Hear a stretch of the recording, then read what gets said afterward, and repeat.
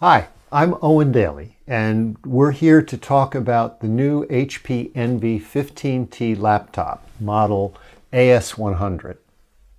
This model comes with a PCIe 256 gigabyte M2 solid-state drive. It also comes with one empty memory card slot and the empty 2.5-inch hard drive bay. We'll be showing you how to get access to the back of the laptop so we can get at the internals. And then we're going to add a memory card and add a hard drive. And remember, anytime you're mucking about on the inside of a computer, remember to ground out your fingers to the metal frame of the laptop or the computer so that you don't fry these sensitive internal parts. Again, ground yourself out. So with that warning, with that caution, let's get going. First, let's take a look around this laptop. This is the way it looks open. You see an edgeless glass screen and lighted keys. Here is the HP 15T powered up. We see the ports. On the right side of the laptop, first the headphone microphone port, then the USB Type-C, the SD card slot.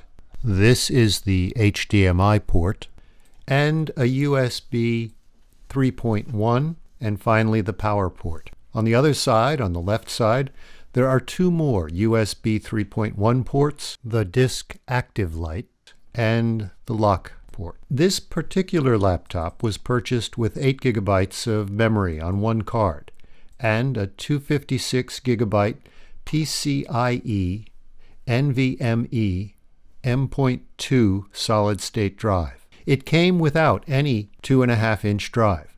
When we open it up, we will see an empty space where the normal 2.5-inch hard drive or solid-state drive would go.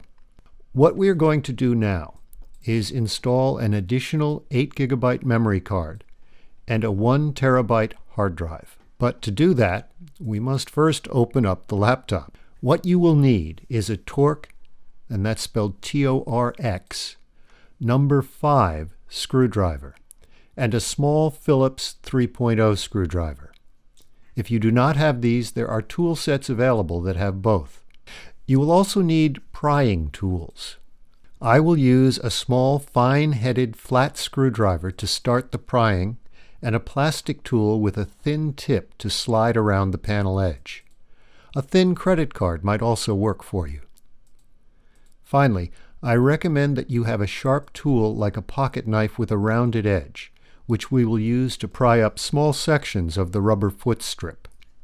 So to review, a Torx number 5 screwdriver, a pocket knife or similar tool with a sharp rounded edge, a Phillips number 3 screwdriver, that's a number 3.0 screwdriver, a fine-tipped small flat screwdriver to start the prying, and a plastic tool or old credit card to slide around the edge of the panel. Now, let's take a look at the back of the HP Envy 15T. We see a smooth panel with a strip of vent holes across the middle and two symmetrical rubber foot strips, top and bottom. We do not see any access ports to access the memory or hard drive bays. So to get into the 15T, we need to remove the entire back panel. A closer look at the back panel reveals 6 screw heads with a recessed 6-point star head. For these, you will need the Torx number 5 screwdriver. We remove the 6 Torx screws. Notice that the screws in the row of the 4 screws away from the hinges are shorter than the 2 Torx number 5 screws nearer the hinges. Remember this for when we put it back together. To save time here, I will tell you that removing the 6 Torx number 5 screws will not be enough. There are 4 more screws hidden under the rubber foot nearest the hinges that must also be removed. Finding them is tricky, especially if you want to avoid removing the entire rubber foot. Fortunately, there is an easy way to find them. Carefully slide your finger along that rubber foot. You will notice that 4 places have a slight dip. They are not symmetrically located. Two are just past the corner bend on each end of the rubber foot. Another one is just a little off from the center of the foot strip. And the fourth screw is located close to midway between the just off center screw and the further corner screw. You might have thought that these would be torque number 5 screws like the other. No. The 4 screws under the rubber foot are Phillips screws, and here's where you use the 3.0 Phillips screwdriver. Once you have found the dips, I recommend prying up the rubber foot strip just enough to get the tip of the screwdriver fitted into the screw head. So at each of the 4 dips you feel, carefully slide the rounded edge of the pocket knife between the rubber foot strip and the edge of the groove. Do not cut the rubber. When you get the blade to the bottom of the groove, twist the blade up to lift the rubber strip. It will stretch enough to let you just twist up that ½ inch and then let you get the Phillips screwdriver into the screw head. I recommend that after you unscrew these Phillips screws all the way, leave them in place under the rubber foot. There is no need to completely remove them once they have released their hold. Now we come to the tricky part, prying off the entire back panel. Look for a place where there is a small gap between the case and the back panel. Do not use the area around the SD card slot for this.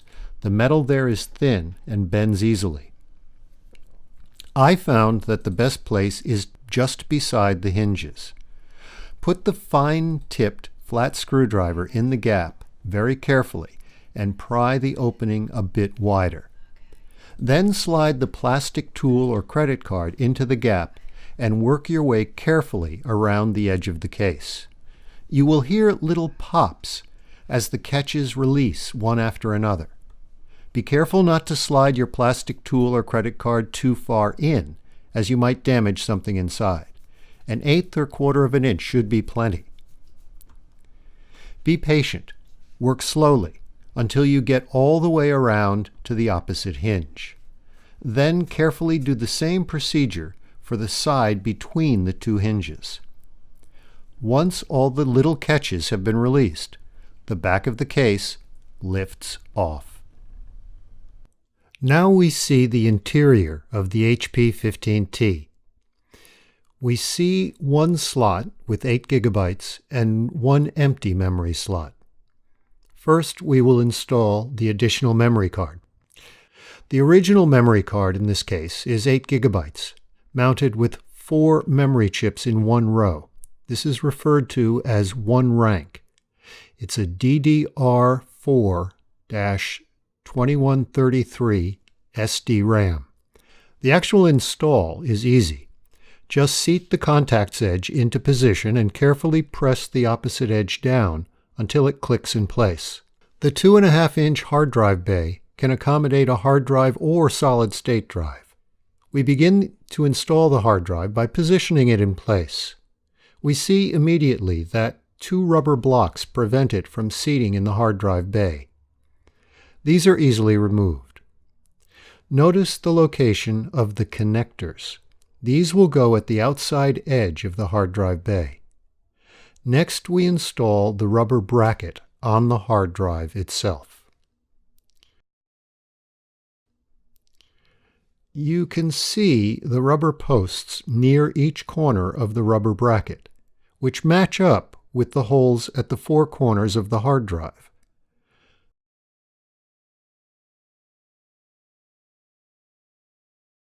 Start with one side, pushing both posts into both holes, then wrapping around to place the posts in the holes on the opposite side. This is a little tricky, but with patience and care it goes on.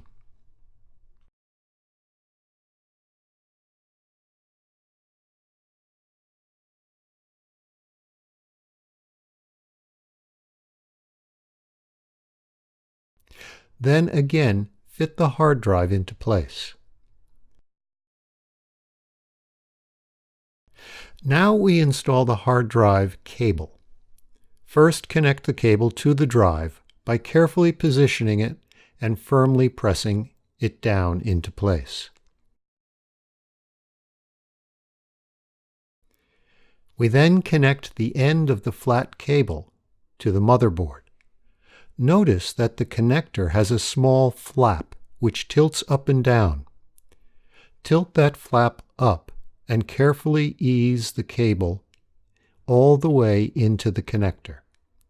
When it is in position, press the flap down to lock the cable in place. Our install is complete. It is time to replace the back panel. Begin by positioning it in place, then carefully begin to press down around the edges. You will again hear clicks as the catches lock into place.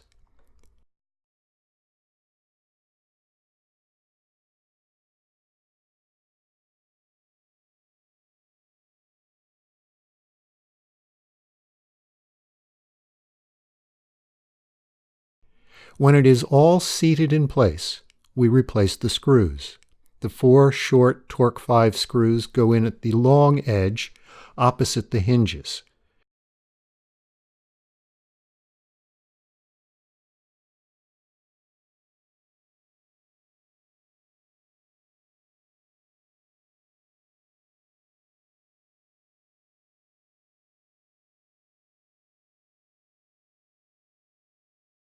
And the 2 longer Torque 5 screws go at the corners of the hinged side.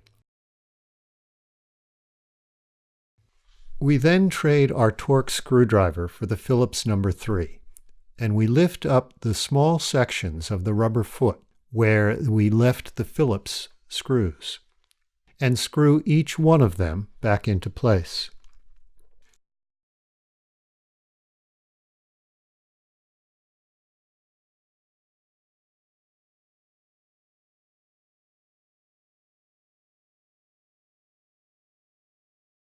We check to make sure that all the screws are firmly seated. Then we are ready to test our installation and introduce the hard drive to the operating system. We boot up.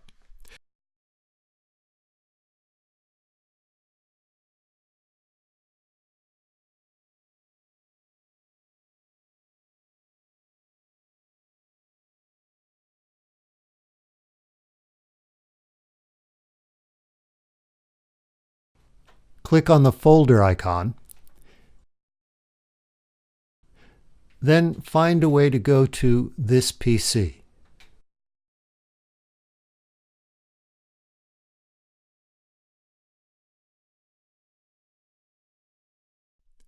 We then go to Computer and select Manage in the pull-down. In Computer Management, we select Disk Management. We see that disk number 1 is unallocated. Right-click in the disk number 1 area, then select New Simple Volume, and step through the wizard. Taking the default should work fine. But if you want to name the disk something other than New Volume, you can do it here. The disk is then formatted for you, which is pretty quick. And then the disk window opens showing an empty available disk.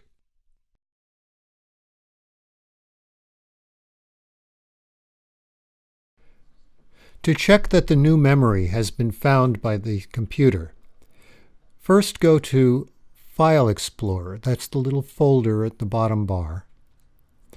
Then click on This PC, and then click on Computer, and then on the little drop-down menu that happens there, click on Properties. Then look in Properties for the amount of memory. If it says 16 gigabytes, we got it right. All right, so to review, we have seen how to very carefully remove the back cover from the HP NV15T model AS100. We have seen how to pretty easily add the single additional card, memory card. And we have seen the more complicated process of installing a hard drive, for which we need to have 2 parts from HP. And there we go. So thanks for watching. I do welcome any comments or suggestions, or if I got anything wrong, make a note. I'll fix it. Thank you.